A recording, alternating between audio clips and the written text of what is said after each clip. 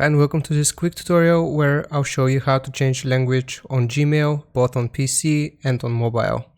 So first off, I'm going to show you on PC. You want to click on this gear icon right here, and then we want to select CO settings.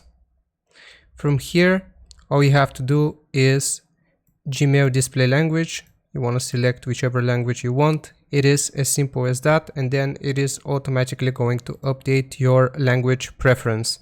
Now, how do we do this on mobile? It's a little bit more complicated. So all we have to do is, I'm going to open BlueStacks, which is a mobile emulator.